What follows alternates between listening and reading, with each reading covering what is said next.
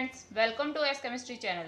We are studying unit second solutions and today's topics are colligative properties जिसमें हम करेंगे relative lowering of vapor pressure and elevation in boiling point. Let's start. Colligative properties ये वो properties हैं जो number of solute पे depend करती हैं, ना कि उसके nature पर. ठीक है, तो colligative properties are those properties which depend upon number of solute particles, not on nature of particles in solution.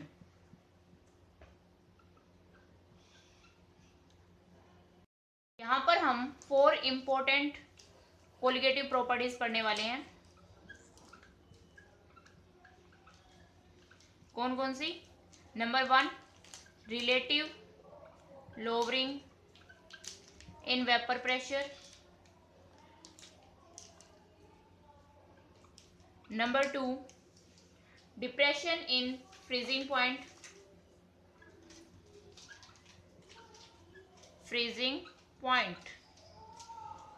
And elevation in boiling point. And 4, osmotic pressure.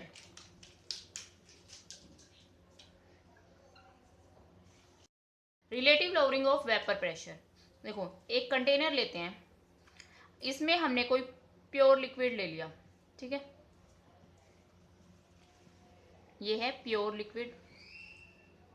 अब देखो, जब ये प्रेजेंट है इस पे, तो यहाँ पर क्या है, इसकी वेपर्स प्रेजेंट होगी. ये बताया था हमने. ये हर एक जो लिक्विड है उसके सरफेस पर उसकी वेपर प्रेजेंट होती है और वो क्या एक्सर्ट करती है, pressure on the surface of the liquid, और इसको क्या कहते हैं, वेपर प्रेशर. ठीक है, तो अभी फिलहाल जो है इस प्योर लिक्विड की वजह से क्या है, वेपर प्रेशर है. ठीक है, अब देखो, इसमें हम डाल देते हैं non volatile solute.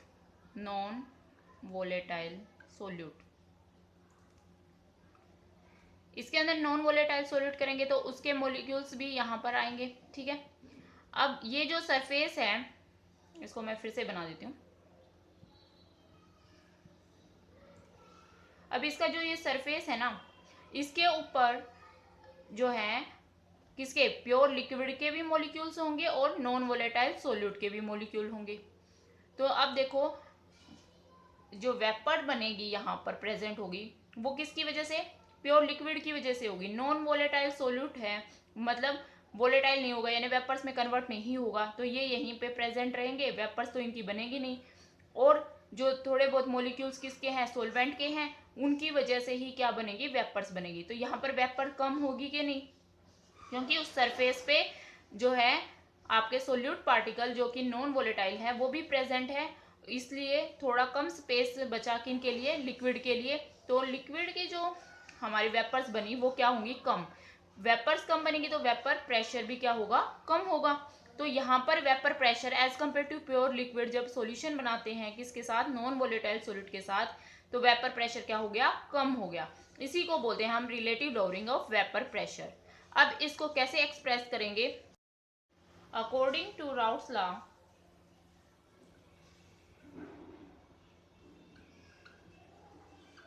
The vapour pressure of a solution containing non-volatile solute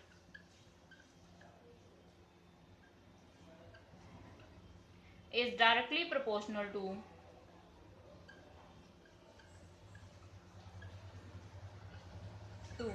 the mole fraction of solvent. ये हमने किया था अभी कि अगर नॉन वोलेटाइल सोल्यूट प्रेजेंट होगा तो वहां पर वेपर प्रेशर है सॉल्यूशन का, वो डायरेक्टली किस पे डिपेंड करेगा, सोलवेंट के मोल्स पर. ठीक है, तो हम क्या लिख सकते हैं, so vapour pressure of solution is equal to vapour pressure of solvent,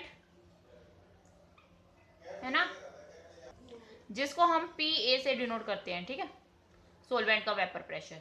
तो यहाँ पर हमें पता है PA is directly proportional to क्या होता है, XA, है ना, directly proportional to mole fraction of solvent, ठीक है, और PA is equal to K into में XA, ठीक है, राउट्स लॉ में हमने किया था, इसको बोलते हैं हम इक्वेशन नंबर 1।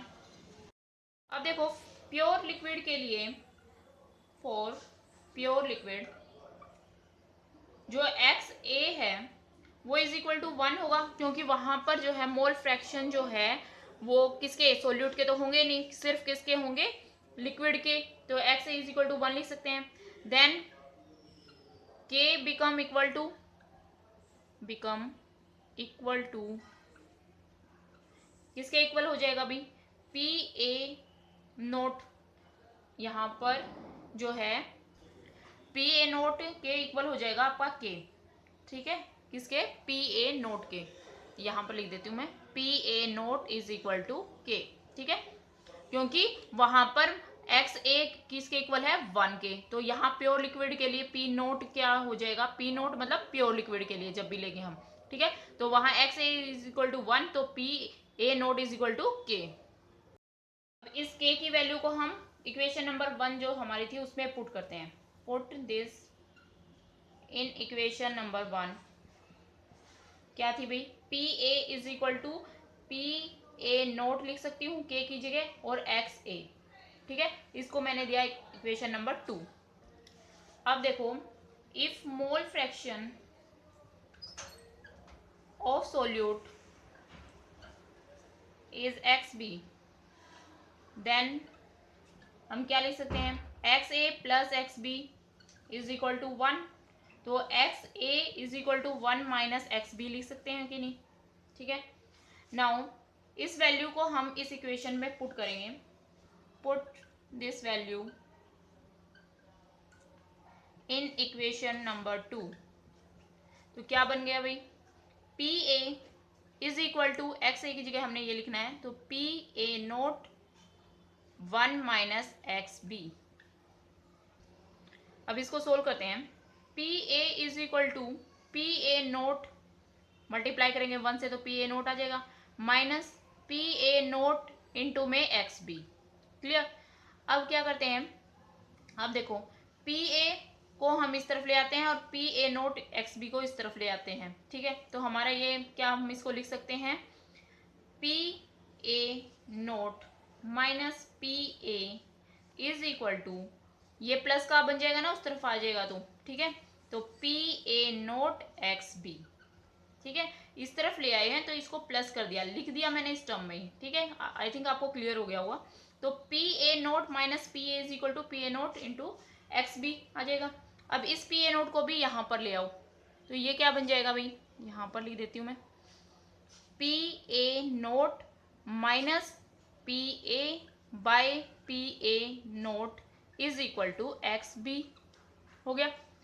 अब देखो यहाँ पर ये जो टर्म है ना PA नोट माइनस PA, इससे आप क्या समझते हो भाई, क्या है ये चीज, ये तो वेपर प्रेशर है प्योर लिक्विड का, और ये वेपर प्रेशर किसका है, जब वो किसमें आ जाएगा, सॉल्यूशन के साथ आ जाएगा, ठीक है, तो ये इससे ज्यादा है, यानी कि कुछ ना कुछ वैल्यू क्या है, कम हुई है, इसको कहेंगे कितना वो लो हो गया है, तो लोवरिंग ऑफ वेपर प्रेशर, ये क्या है, लोवरिंग ऑफ वेपर प्रेशर,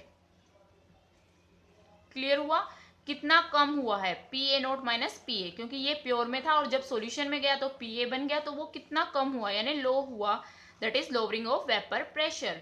और इस टर्म को हम क्या बोलेंगे भाई, ये आ गया डिवाइड में कर दिया हमने P नोट A, यानी किसके रिलेट में कर दिया हमने, प्योर के, है ना, तो ये हो गया relative lowering of vapour pressure. तो हमारा यहाँ पर PA nought minus PA by PA nought is equal to क्या आ गया, XB, है ना, this is relative lowering in vapour pressure, this is relative lowering in vapour pressure. कितना वेपर प्रेशर कम हुआ। तो कैसे हम इसको डिफाइन कर सकते हैं या इसको वर्डिंग में लिखना है अब हमें। दस for a solution containing non-volatile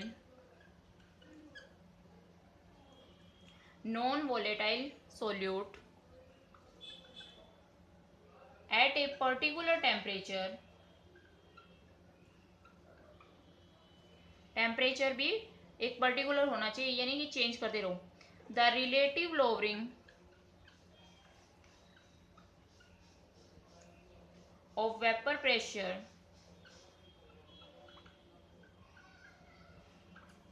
is equal to mole fraction of solute। ठीक है, relative lowering in vapour pressure is equal to mole fraction of solute. ये एक्स बी है ना, एक्स ए तो हमने सोलवेंट का लिया था, एक्स बी किसका था, सोल्यूट का। तो सोल्यूट के डायरेक्टली प्रोपोर्शनल होता है। अब हम इससे मोलिकुलर मास निकालेंगे सोल्यूट का। अब हम मोलिकुलर मास निकालेंगे सोल्यूट का from relative lowering of vapour pressure. कैसे, देखो, we know relative lowering in vapour pressure that is P A nought minus P A by P A nought is equal to X B, that is mole fraction of solute. तो जो mole fraction है of solute क्या, X B, इसको मैं क्या किसके इक्वल लिख सकती हूँ भाई, N B by N A plus N B लिख सकती हूँ। Number of moles of solute divided by total number of moles of solution, जिसमें सोलवेंट प्लस सोल्यूट होंगे। ठीक है, ये मैं लिख सकती हूँ। अब देखो, N B by N A plus N B को मैं क्या लिख सकती हूँ, W B by M B लिख सकती हूँ मैं यहाँ पर एन बी को। नंबर ऑफ मोल्स कैसे निकालते हैं, वेट बाय मोलर मास। ठीक है, तो सोल्यूट का क्या है ये वेट, और ये क्या है सोल्यूट का मोलर मास। ठीक है, ऐसे ही W A by M A लिख सकती हूँ एन ए को, और एन बी को क्या लिख सकती हूँ मैं, W B by M B. Clear.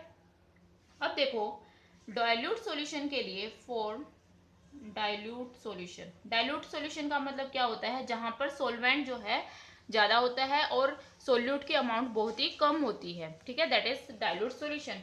वहां पर जो है डब्ल्यू बी क्या होगा, बहुत ही कम होगा, यानी कि number of moles of W B by M B, solute के नंबर ऑफ मोल्स क्या होंगे, सोलवेंट के कंपैरिजन में बहुत ही कम होंगे, very very less than W A by M A. ये मैं लिख सकती हूँ। अगर ये है तो हम क्या कह सकते हैं, इसके कंपैरिजन में W A by M A के कंपैरिजन में ये टर्म क्या है, हम नेग्लेक्ट भी कर सकते हैं। सो अबो इक्वेशन, इस इक्वेशन को मैं लिख सकती हूँ X B is equal to W B by M B divided by W A by M A. इसको मैंने नेग्लेक्ट कर दिया क्योंकि ये बहुत ही कम है इसके कंपैरिजन में। So this one is negligible as compare to this one. तो ये आ गया आपका एक्स बी। अब इस एक्स बी की वैल्यू को हम इस इक्वेशन, इसको इक्वेशन नंबर 1 दे देती हूँ मैं। इक्वेशन नंबर 1 में इस वैल्यू को हम पुट करते हैं, put this value in equation number 1। ठीक है, तो P A nought minus P A by P A nought is equal to X B, और एक्स बी की जगह हमने क्या पुट करना है, W B by M B divided by W A by M A. ठीक है, और अब इसको क्या कर सकते हैं हम, डब्ल्यू बी बाय, यहाँ पर ये एम बी नीचे आ जाएगा एम बी, और यहाँ पर एम ए ऊपर चला जाएगा, और इनटू में डब्ल्यू ए। इसको इस तरह से लिख सकते हैं हम। ठीक है, यहाँ पे डब्ल्यू बी क्या है, वेट ऑफ सोल्यूट, और एम ए क्या है, मास ऑफ सोलवेंट, और ये मास ऑफ सोल्यूट, और ये वेट ऑफ सोलवेंट। ठीक है, अब यहाँ पर जो ये relative lowering in vapour pressure हमारी इसके इक्वल आ गई। ठीक है, अब हमने क्या निकाला है, मोलिकुलर मास ऑफ सोल्यूट, तो वो क्या है एम बी। तो एम बी को इधर ले आओ, बाकी सारी टर्म्स को इधर ले जाओ, तो हमारा क्या आ जाएगा, M B is equal to, ये तो एज इट इज है, डब्ल्यू बी इंटू में M A by W A, और इस टर्म्स को भी हमने क्या है इस तरफ ले आएंगे, इस तरफ ले आएंगे, ठीक है, इस पूरी टर्म को इस तरफ लेके आना है। तो क्या हो जाएगा, पी ए नोट यहाँ पर नीचे है, ऊपर आ जाएगा, तो P A note by P A nought minus P ए, ठीक है, ये बन जाएगी आपकी इक्वेशन, ठीक है। तो यहां से हम मोलिकुलर मास निकाल सकते हैं किसका, सोल्यूट का। कैसे, यहाँ पे ये जो सारी टर्म्स है ये क्या है हमारा, relative lowering of vapour pressure, और ये weight of solute, mass of solvent, और ये वेट ऑफ सोलवेंट, ठीक है, ये relative lowering in vapour pressure. तो इस तरह हम मोलिकुलर मास निकाल लेंगे सोल्यूट का। अब इनके बेस पे ना न्यूमेरिकल्स आते हैं, वो हम जो है हमारी यूनिट कंप्लीट हो जाएगी ना, उसके लास्ट में हमने न्यूमेरिकल वाला सेक्शन करना है, तो उसमें सारे न्यूमेरिकल्स करेंगे। अभी सिर्फ आप इतना एक्सप्रेशन कर लीजिए यहाँ पर, ठीक है। तो नेक्स्ट कोलिगेटिव प्रॉपर्टीज देखते हैं। एलिवेशन इन बॉइलिंग पॉइंट, सबसे पहले तो हमें बॉइलिंग पॉइंट का ही पता होना चाहिए। इन जनरल टर्म में तो हम सिर्फ यही कहेंगे कि the temperature at which anything start boil या चेंज इनटू वेपर्स, है ना। लेकिन जो हमारे साइंटिफिक डेफिनेशंस है बॉइलिंग पॉइंट की, वो क्या होती है कि the temperature at which vapour pressure of liquid become equal to atmospheric pressure, किसी भी सब्सटेंस का वेपर प्रेशर जो है इक्वल हो जाए एटमॉस्फेरिक प्रेशर के, तो उसे क्या कहते हैं, बॉइलिंग पॉइंट। तो बॉइलिंग पॉइंट की डेफिनेशन आपने यही अब लर्न करनी है, क्या, it is the temperature of a liquid at which vapour pressure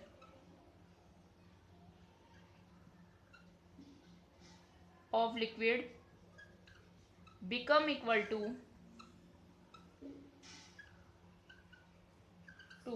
atmospheric pressure,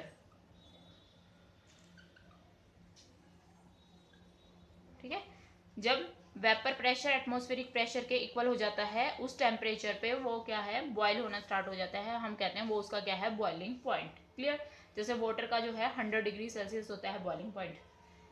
अब देखो हम यहाँ एलिवेशन इन बॉइलिंग पॉइंट की बात कर रहे हैं, है ना।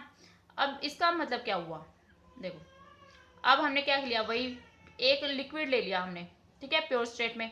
अब इसकी वेपर्स प्रेजेंट होगी इसके ऊपर, वो वेपर प्रेशर एक्सर्ट करेगी, है ना, वही वाली थी। अब देखो मैंने इसमें क्या डाल दिया, फिर से नॉन वोलेटाइल सोल्यूट, ठीक है। नॉन वोलेटाइल सोल्यूट डालेंगे तो वो उसमें मिक्स हो जाएगा, तो इसके सरफेस पे भी सोलवेंट के मोलिक्यूल्स तो होंगे, साथ में साथ क्या होंगे, सोल्यूट जो है नॉन वोलेटाइल है उसके भी मोलिक्यूल्स होंगे।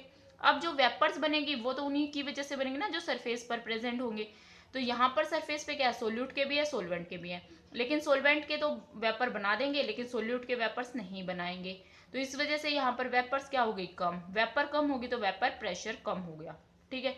अब वेपर प्रेशर जब कम हो जाएगा, आप देखो तो बाहर का जो एटमॉस्फेरिक प्रेशर है उसके इक्वल आएगा, तभी तो वो चीज बॉयल होगी, है ना। तो हम इसको हीट देंगे ताकि इसको क्या है, ये इक्वल हो जाए एटमॉस्फेरिक प्रेशर के।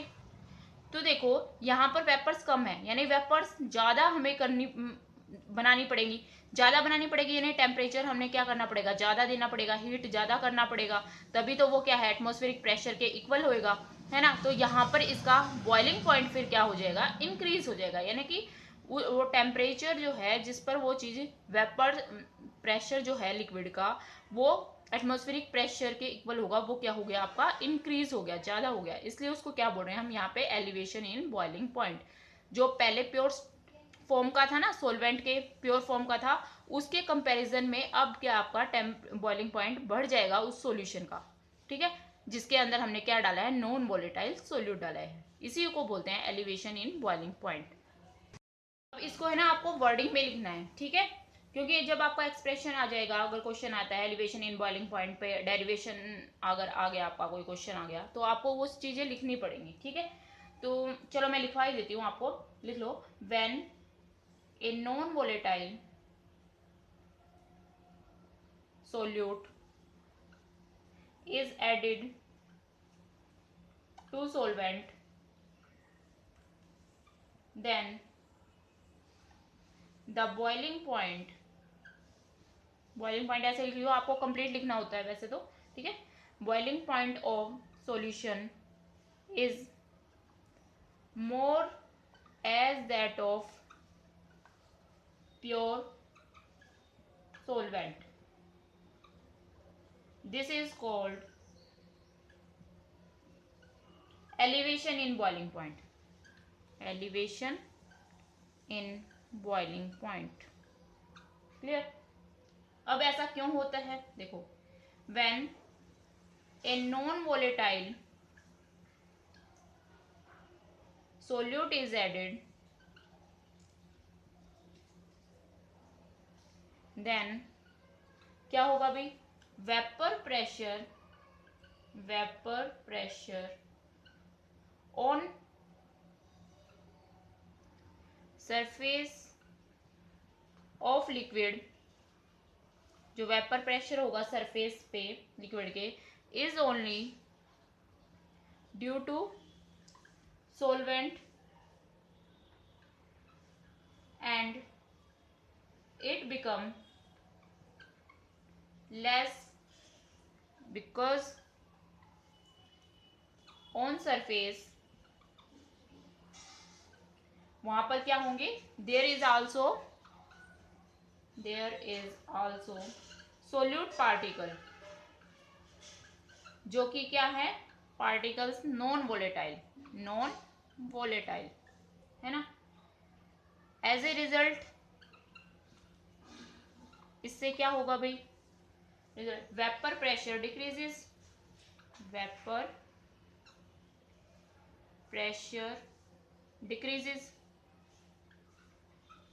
ठीक है. दस, अगर वेपर प्रेशर डिक्रीज होगा, इट टेक्स मोर एनर्जी या हीट या टेम्परेचर, कुछ भी कह लो, टू बॉयल, है ना. And as a result boiling point of solution is greater than pure solvent. ये पूरी उसकी एक्सप्लेनेशन हो गई, जो मैंने अभी आपको वर्डिंग में बताया ना, एक्सप्लेन करके, वो सारी चीज़ें मैंने यहाँ पे वर्डिंग में लिख दी है. ठीक है, तो ये हो गया. ये हमारा एलिवेशन इन बॉइलिंग पॉइंट को आप लिख सकते हो. ये आपको समझाने के लिए है, आपको समझ आएगी किस वजह से हुआ है. लेकिन 3 मार्क्स का क्वेश्चन आता है सिर्फ डेरिवेशंस का, एलिवेशन इन बॉइलिंग पॉइंट का, तो आपको ये चीज़ें लिखनी पड़ेगी किस वजह से होता है. क्योंकि कोई क्वेश्चन ऐसे भी आ सकता है, रीज़न पूछ ले आपको. ठीक है, एग्जामिनर कोई, जैसे आपके प्रैक्टिकल्स में आ जाते हैं एग्जामिनर, तो वो वही रीज़न पूछ ले, क्यों होता है भाई इसका रीज़न, तो वो आपको पता होना चाहिए. इसलिए मैंने ये वर्डिंग में सब कुछ लिखवा दिया है अपनी लैंग्वेज में. अब इसका एक्सप्रेशन देखते हैं कैसे निकालेंगे. देखो, इसको लिखते हैं डेल्टा टी बी, यानी कि elevation in boiling point, change in boiling point. Delta मतलब चेंज से हम डिनोट करते हैं. वो एलिवेशन इंक्रीज होकर आएगा तो T1 माइनस टी नोट लिख सकती हूँ मैं. ये तो हो गया जब सॉल्यूशन में है. ठीक है, और ये हो गया आपका प्योर स्टेट में, क्योंकि प्योर स्टेट से जब वो सॉल्यूशन में आएगा तो उसका टेम्परेचर क्या होगा? इंक्रीज होगा, बॉइलिंग पॉइंट ज़्यादा होगा. यही बोला है ना हमने. तो यहाँ पर T1 क्या है? बॉइलिंग पॉइंट ऑफ सॉल्यूशन, और T नोट क्या है? जो बॉइलिंग पॉइंट है सोलवेंट का, सोलवेंट. ठीक है, अब देखो डेल्टा जो टीबी है, कितना चेंज हुआ, कितना एलिवेशन हुआ बॉइलिंग पॉइंट में, वो डायरेक्टली किस पे डिपेंड कर रहा है? चेंज इन वेपर प्रेशर, यानी वेपर प्रेशर कितना चेंज हुआ है उसके ऊपर डिपेंड करेगा ना भी, डेल्टा पी के, है ना. अब देखो, अकॉर्डिंग टू राउट्स लॉ,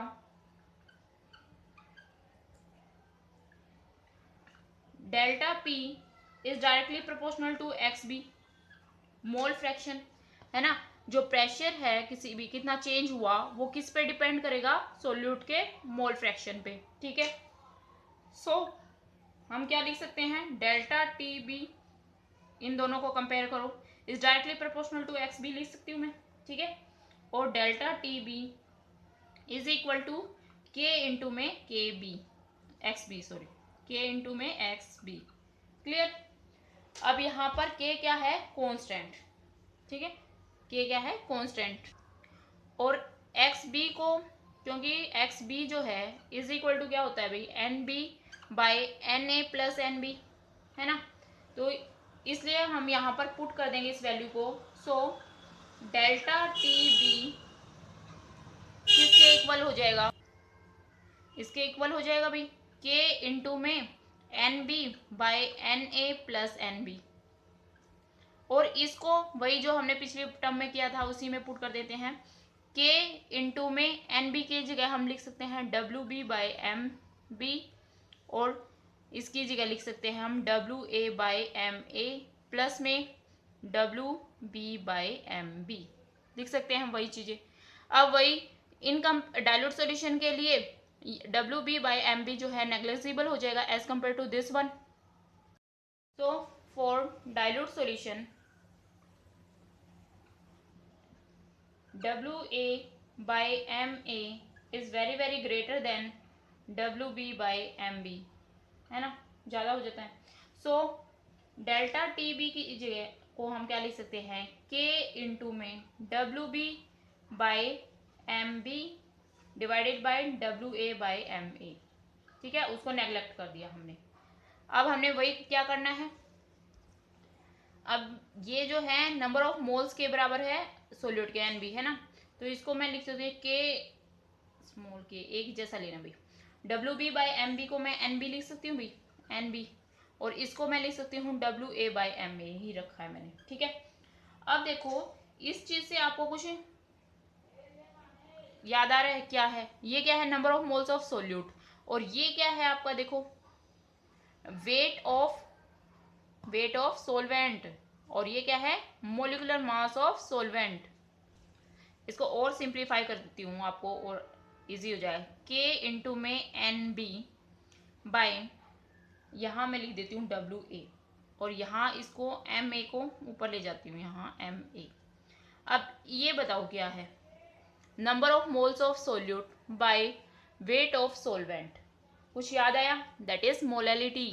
क्या है मोलैलिटी,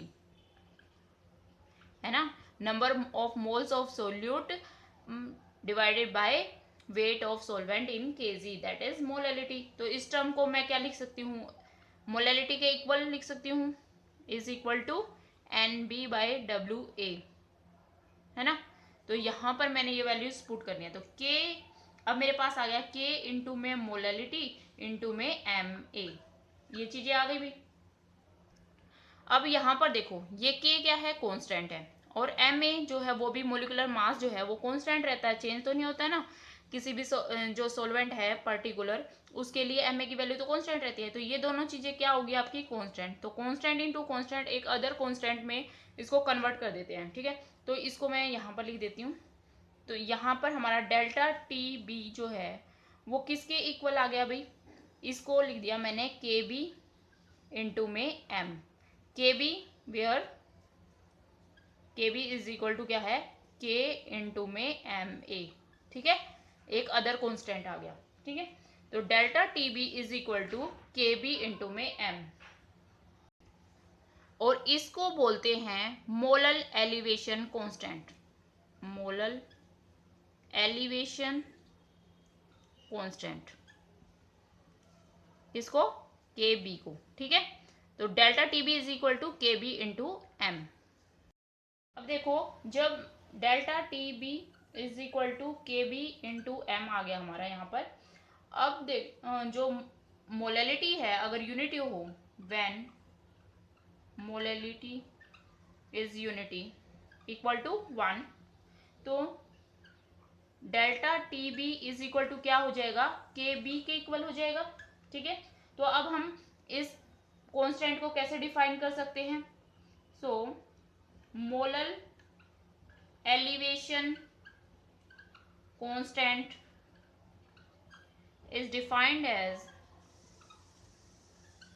कैसे, as the elevation in boiling point, elevation in boiling point when molality unity है यानी कि 1 मोल है ना, when 1 mole of non volatile ही ले रहे हैं हम यहाँ पे, सोल्यूट इज डिसॉल्व्ड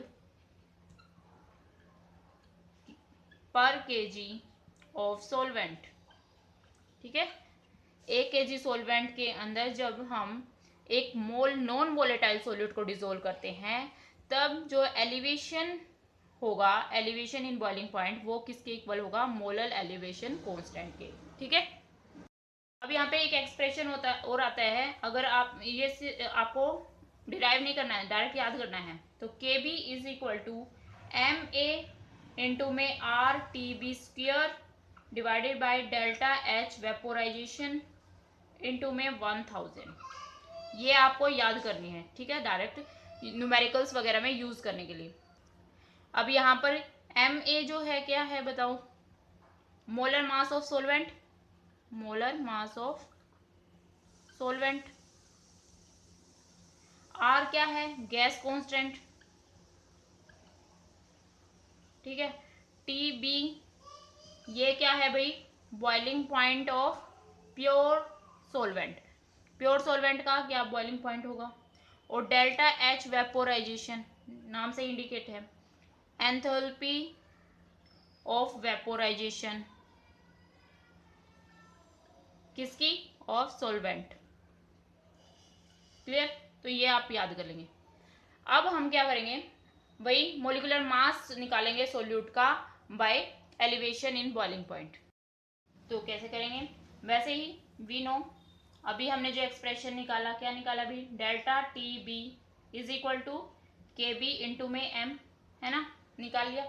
अब यहाँ पर M क्या है, मोलैलिटी, और मोलैलिटी आपको पता है क्या होती है, number of moles of solute by weight of solvent in kg, है ना। और इसको मैं क्या, NB को क्या लिख सकती हूँ भाई, WB बाय MB लिख सकती हूँ, है ना, ऐसे निकालूंगी, बाय WA इंटू 1000, है ना, पर kg, ग्राम में लिया है तो kg में चेंज करना पड़ेगा, है ना, तो इंटू 1000, अब इंटू 1000। क्लियर। अब देखो, तो M जो है आपकी आ गई इसके equal, WB by MB by WA into 1000, इसको पुट कर देंगे इस इक्वेशन में, तो delta TB is equal to KB into molality की जगह हमने पुट करना है WB by MB by WA into 1000। ठीक है। अब निकालना क्या है हमने, मोलिकुलर मास ऑफ सोल्यूट, ठीक है, इसको उधर ले जाएंगे, बाकी डेल्टा TB को इस तरफ ले आएंगे, तो हमारा बन गया MB is equal to KB into में WB यहीं रहेगा, ठीक है, इंटू 1000 है, डिवाइडेड बाय WA इंटू में डेल्टा TB, ये आपका यहाँ पे आ जाएगा। ठीक है, तो यहाँ आ गया आपका मोलिकुलर मास ऑफ सोल्यूट, और ये क्या है, एलिवेशन इन बॉइलिंग पॉइंट। तो एलिवेशन इन बॉइलिंग पॉइंट से हम मोलिकुलर मास निकाल लेंगे सोल्यूट का। ठीक है, आज के लिए बस इतना ही। इसी तरह आप पढ़ते रहे और मुस्कुराते रहें। जय हिंद।